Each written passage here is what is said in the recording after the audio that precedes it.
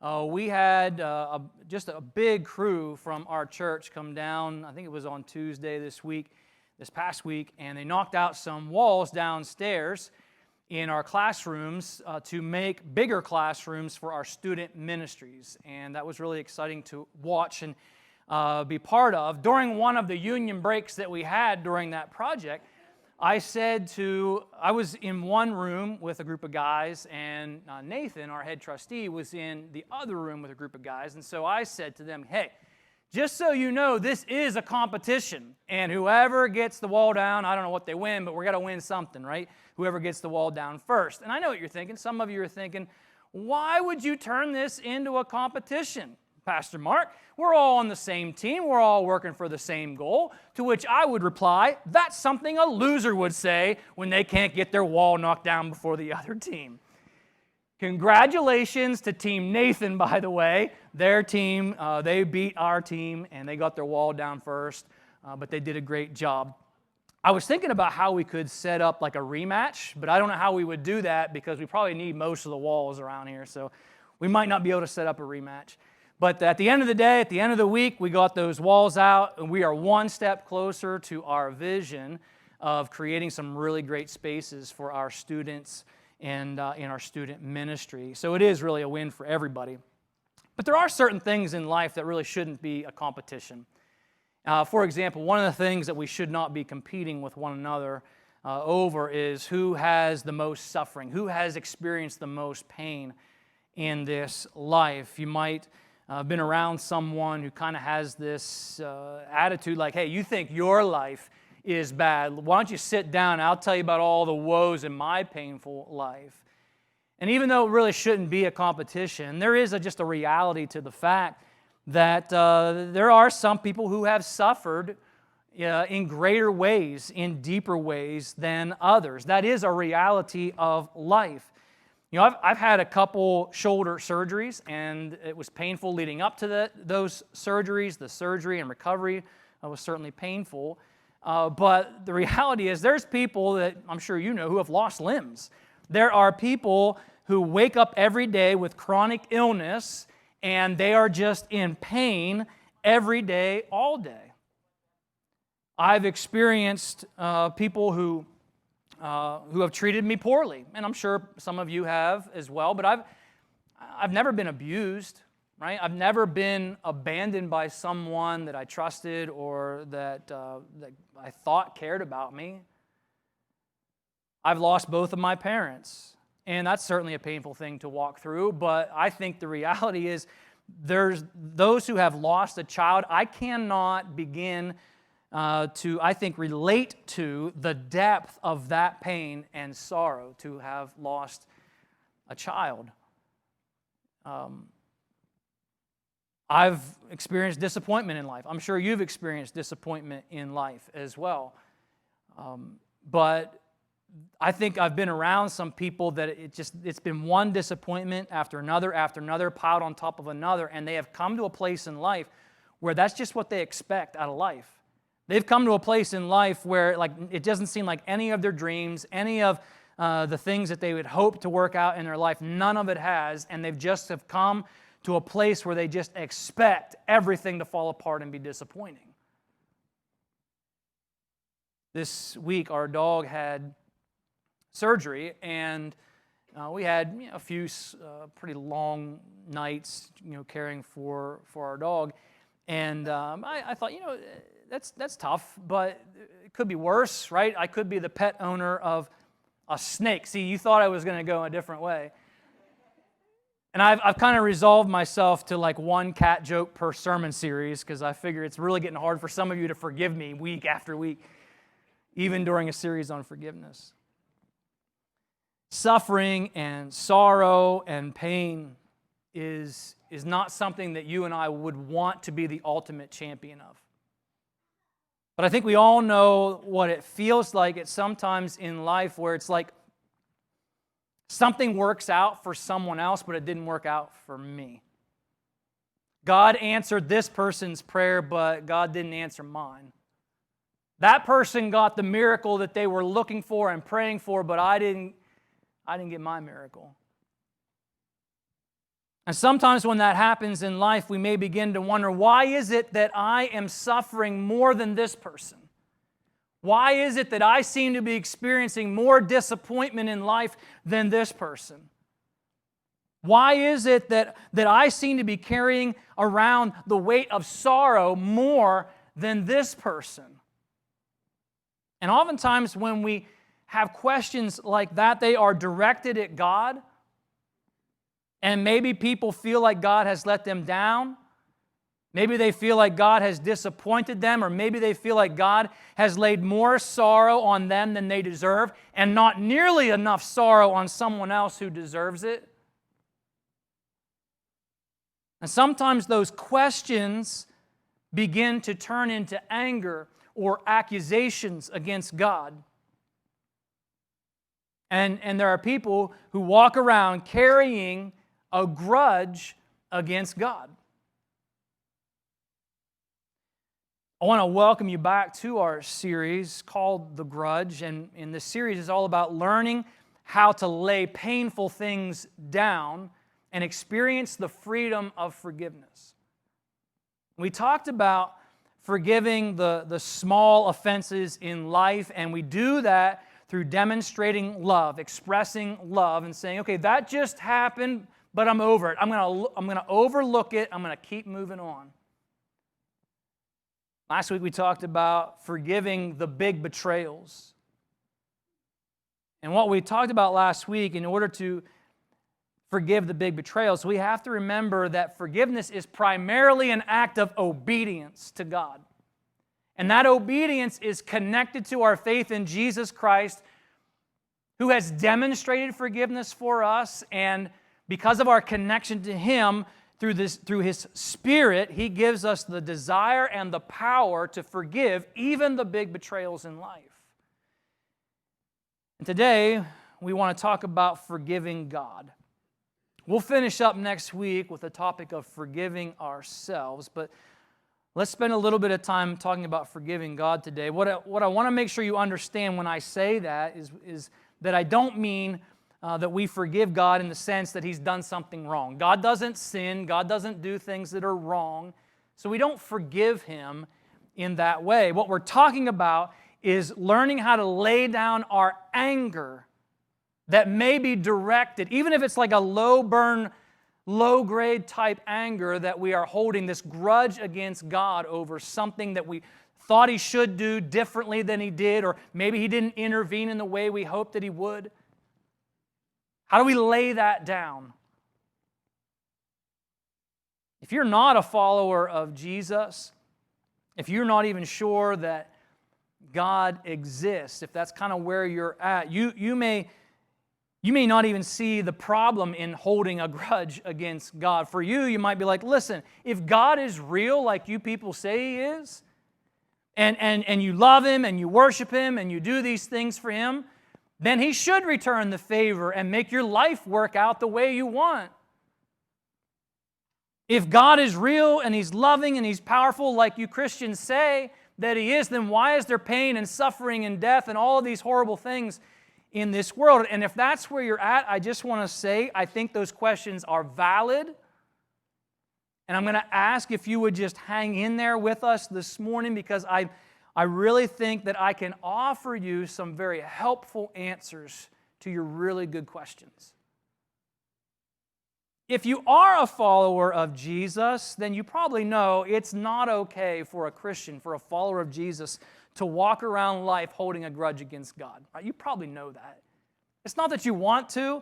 You probably want to trust God. You probably want to have a deeper relationship with Him.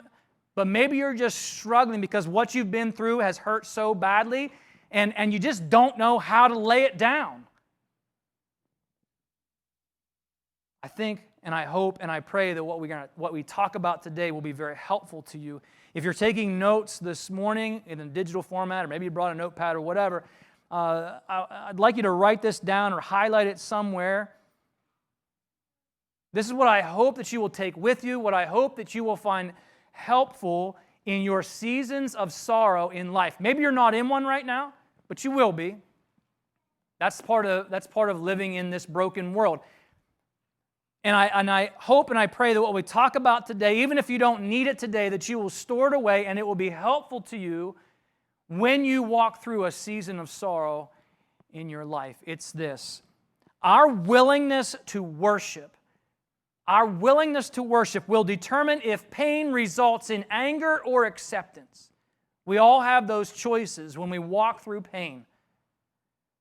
That pain can result in anger and a grudge and hatred and turmoil, or that pain can result in an acceptance of God's love and His purpose, the acceptance of love from others, the acceptance of His healing. But the connection point that we're going to look at today is that of worship. Worship will determine if pain results in anger or acceptance. And I'm basing that statement on what I've learned from the book of Job. So I'm going to invite you, if you would, to open your Bibles to the book of Job. It's in the Old Testament, and if you open up your Bible kind of in the middle, you'll find Psalms. Psalms is pretty big. If you leaf through and you find Psalms, you've gone a little too far. Just go back a little ways. Job comes right before the book of Psalms. And I know that we are not competing for who has suffered the most in this life. But I mean, let's admit it, that Job's got to be like the gold medal winner. When you visit the Hall of Fame for tragic suffering in life, his statue's got to be outside of that museum. Now, the book of Job is a pretty long book. It's 42 chapters. And I thought we could do a little experiment together this morning. I thought maybe what we could do is let's see who among us has the patience of Job. And so to do this experiment, what I'm going to do is I'm going to read through all 42 chapters, word for word, line by line, until we get through it in one sitting. I kind of figure we'd be done by 3 o'clock. That's what I'm assuming we should be done. No, I'm just kidding. We're not going to do that. What I would like to do, though, is give you some highlights from the entire book. I am going to span over some really important parts throughout the 42 chapters, things that you need to know. I would encourage you this week to read all 42 chapters. If you can do it in one sitting, that would be great. If you have to span it out over a couple, that's fine.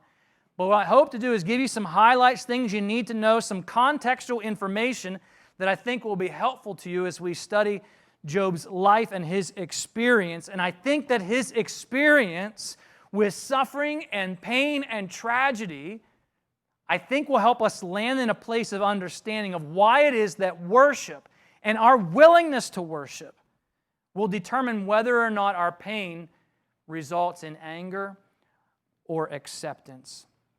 One of the things you need to know about the book of Job is that it is a poem, and it is a poem that is based on actual events in the life of a real person from ancient history who was admired for the way that he walked through and the integrity that he held on to during a very tragic season in his life. If you look at chapter 1, verse 1, it starts off like this. There once was a man named Job who lived in the land of Uz.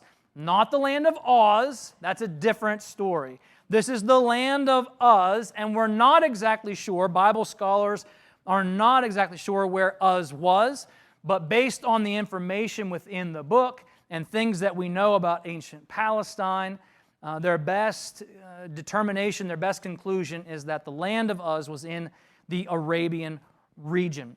What do we know about Job from these verses? Well, we find out that he was blameless. That he was a man of complete integrity. We see here that he feared God, that he stayed away or he shunned evil. We find out that Job was a guy that did the right thing. Even when no one was looking, he's a man of integrity, blameless. We also see that he was a man who was blessed by God. Verse 2 tells us he had 7 sons, 3 daughters. They were adults, young adults at this point in his life, and we also see he had lots of property there. You can see in verse 3 all the property that he owned. The end of verse 3, it says, he was, in fact, the richest person in that entire area. If you are holding an NIV, it says that he was the greatest man among all the people of the East. He was like the first person to have the nickname the GOAT, right? Greatest of all time, Job. Well, there you go. What did we just learn from those 3 verses? Well, I think what we just learned is that if you live a righteous life, if you do the right thing, you'll be blessed by God and your life will be perfect. Well, we better keep reading. Because as the story unfolds, we find out that in one day, he lost everything that you just read. All of his wealth, all of his property, and if you can even begin to imagine the depth of pain and sorrow that would come with losing all 10 children in one day. I know it's not a competition, but that is Hall of Fame tragedy status. Look how Job responds in verse 20. Job, it says in verse 20, stood up, he tore his robe in grief, he shaved his head, he fell to the ground, and what did he do? He worshiped. He expressed his grief in worship. He says, I came naked from my mother's womb. I'll be naked when I leave. The Lord gave me what I had. The Lord has taken it away. Praise the name of the Lord. Verse 22 is fascinating. It says, in all of this, Job did not sin by blaming God. He expressed his grief in worship, but he did not charge God with wrongdoing. He did not hold a grudge against God. That's fascinating to me. I want to know how he did that. Chapter 2, things, if you can believe it, things got worse. On top of all of these, the financial loss and the emotional loss, the relational loss, in chapter 2 we find out that he has these sores like shingles all over his body. And then we come to find out, as you read through chapter 2, that his wife was in even bigger pain than the sores. If you can imagine being in that kind of situation and you're hurting and you're covered in shingles, sores, it's terrible, and then your wife says, are you still trying to hold on to your integrity? Why don't you just curse God and die? Wow. That's pretty harsh. But I want to be fair to Job's wife. We need to make sure we remember that she just lost all 10 of her kids too. I'm sure that the financial part of that was devastating. To be very wealthy and then to be completely bankrupt. I'm sure it was difficult. But she just lost all 10 of her kids.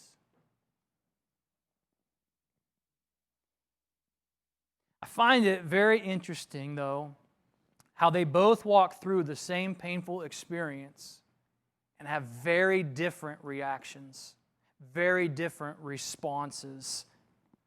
Job says to her when she lashes out at him, curse God and die, his response to her was, you are talking like a foolish woman. Shall we accept good from God and not trouble? And it says in chapter 2, that in saying this, again, Job did not sin against God. He did not hold a grudge against God. I want to know how he did that. Job and his wife experienced the same tragedy, and I know it's not a competition, but if we could be fair for a moment, not only did he experience the loss of children and wealth, but he's experiencing this health crisis that she's not. And yet Job's wife lands in this place of anger where she wants to curse God. And Job lands in this place of acceptance and he wants to praise God. And I want to know why. What made the difference between their responses as they walk through the same tragic experience? And as you read what we just read here in chapter 1, Job expresses his grief in worship. There's the difference. Our willingness to worship will determine if pain results in anger or acceptance. As the story of Job continues, what you will see is that he does walk into some dark places in the chapters ahead. In chapter 3, Job begins to express his grief, and he says how he wishes he had never been born. He wished that he had died in childbirth. He says he defines his life as having no peace, no quietness, no rest. The only thing he can define his life as is that of turmoil. And maybe some of you have been through that level of sorrow and grief, and you can relate to that. In chapter 4, Job's friends show up to comfort him. But instead of comforting him, their conversation with him turns into this 34 chapter long conversation back and forth about why this is happening and what Job must have done to deserve it. And Job's like, I didn't do anything to deserve it. And his friends are like, well, you must have done something. And Job says, no, I'm telling you guys, I didn't do anything to deserve this. And they just kept coming back at him. You had to have, Job. What did you do to deserve this? Back and forth for 34 chapters. Not very comforting. Then in chapter 38, as God has been listening to these questions being asked of one another, in chapter 38, God steps into the conversation and he starts asking some questions of Job.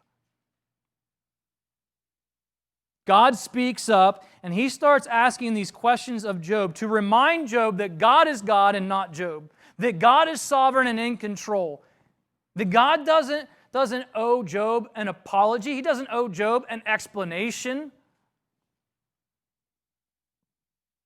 If you listen to some of the questions, I just wrote down a few of the questions that are found in these statements, these things that God asked Job. Listen to some of them. God says, will the one who contends with the Almighty correct him? You're gonna tell God, you're in the wrong. You should have did it my way. You're going to correct God. He asked this question, would you discredit my justice? Would you condemn me to justify yourself? He asked, who has a claim against me that I must pay? Who do I owe anything to? He says, I own everything. At the end of these questions, the end result is that Job repents of his anger that he had picked up and began to hold against God. He repents of that. And God does bless him with new blessings. Now, just understand, one of the reasons I really wanted to dive into the book of Job rather than some other stories that people have gone through difficulties and painful tragedies and sorrow, one of the reasons I wanted to land with Job is because he didn't get his kids back. God didn't raise his 10 kids back to life. He blessed him with more children and grandchildren and great-grandchildren, but Job still lived the rest of his life with that pain. He still had to manage that pain and walk through it and deal with it and work things out with his wife, right? All of that stuff still had to happen. It wasn't like it got a reset button from God.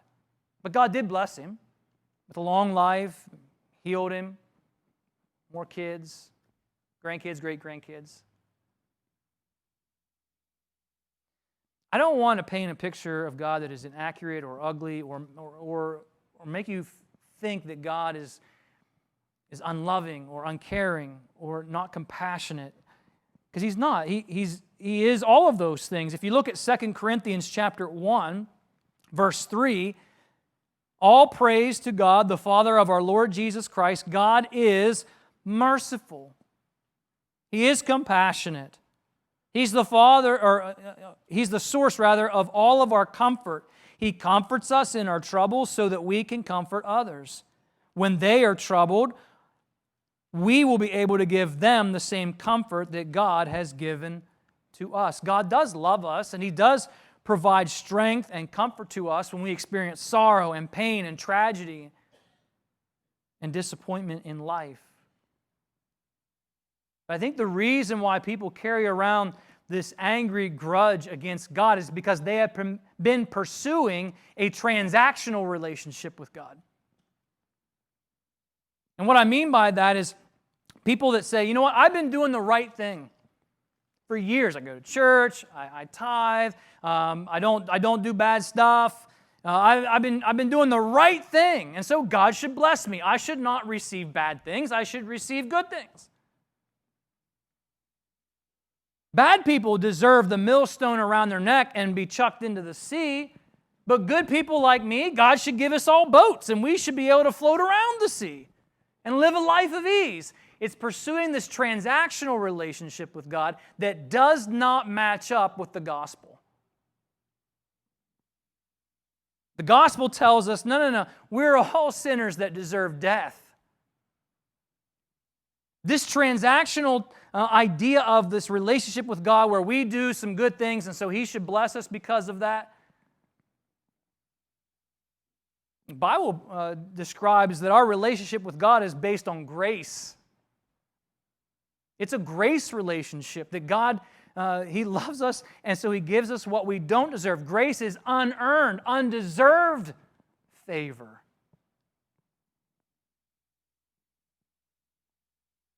Job was righteous. He was blameless, and it would be easy to make the argument he did not deserve what happened to him. And at first in his story, he was able to deal with that sorrow and that tragedy without sinning, without charging God with wrongdoing, without holding a grudge against God. So what changed? What changed was he started focusing on some questions of why. Why did God allow this pain to happen to me? Why did God do this to me? And what happened with him is he began to ask these questions of why and started to think, well, I don't know. Do I deserve this? Do I not deserve this? This anger began to build. And that anger distorted his view of God. And if you look back at the beginning of his story, what was it that kept that anger away from his heart and allowed him to not have a distorted view of God? It was worship. His willingness to worship in a season of pain is what led him away from anger and led him towards acceptance of God's love and healing and purpose. Job couldn't see what God could see. He didn't understand what was happening to him. God never gave him an explanation of any of it. It's our willingness to worship that will determine whether our pain results in anger or acceptance. Why is that? What is it about worship that leads our hearts away from anger and leads our hearts towards acceptance? It's because worship positions our hearts under the authority of a sovereign God. Rather than you know what anger does? Anger positions our hearts, tries to, above a sovereign God. You should do it the way I want you to do it. I want to be in charge. And I'm angry that it didn't turn out that way. That's where anger leads us. Worship positions our hearts under the sovereignty of God. Worship sends us running into the loving arms of God. Anger sends us running away from God. Worship connects our pain-filled hearts with the compassion of God. That He wants to comfort us. He wants to give us the sustaining strength that we need to endure what we're going through. Worship humbles our hearts. It brings us back to the truth of the gospel that says what we really deserve is death, but instead in God's grace He gives us and offers us life.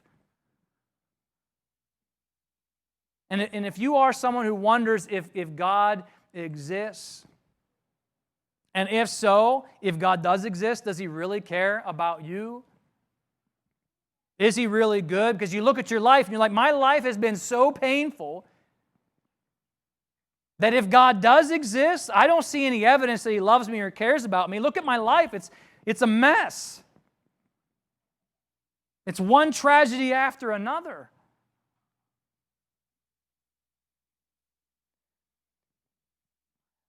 The reason that there is sorrow and suffering and pain and death in the world is because of sin. When God created everything, everything was perfect. There was no death, no suffering, no pain. But God also gave mankind free will. And that free will was used to disobey God. It was used to rebel against God. And that sin broke everything. It tainted everything in our world. But here's the proof of God's love. God didn't say, you know what? It didn't work out, and walk away from us. He didn't say, we tried, and then abandon us. We'll walk away, and maybe in a million years we'll go see how things are. That's not what God did. And God did not remove from us our free will. Instead, God stepped into our humanity. He sent His Son Jesus, who is perfect, who is sinless, and sent Jesus to die on the cross as a sacrificial payment for your sin and for my sin. 3 days later, God raised Jesus from the dead, proving His victory over sin, proving His victory over death. Romans 5:8 says that God demonstrated His love for us in this, that while we were still sinners, Christ died for us.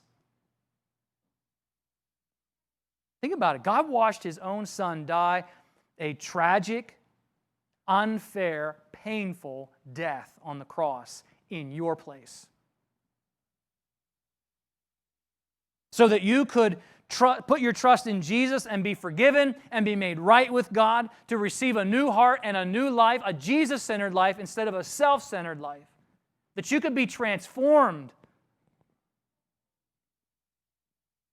And if you haven't yet stepped in faith in this relationship with Jesus Christ, our hope, our prayer is that today that you would do that. We've got pastors online that want to have that conversation with you. There's pastors in this room that would love to have that conversation with you. You might have some really good questions, and we'd love to be able to sit down and help you discover those answers from God's Word.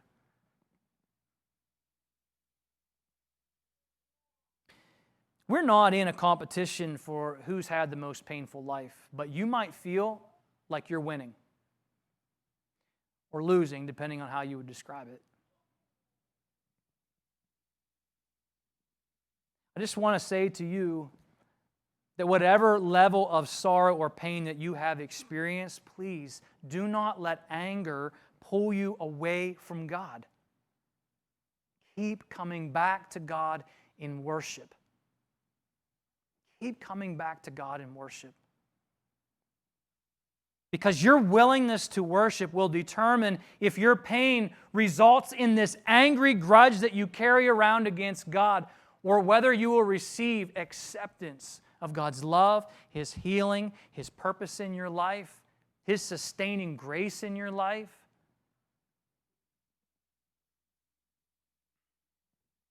If you're a follower of Jesus, I want to ask you a very direct question. I'm not expecting you to answer out loud, but I am expecting you, and I'm asking of you to pray about it this week. Who in your life do you know that needs to hear this message? Maybe it's you. It could be you. And if it is, I want you to know that we've been praying this week that what we talked about today would be helpful to your heart as you walk through this season of pain. But it may be that God has placed someone in your life, someone in your sphere of influence that is really hurting right now. And they are struggling with their faith.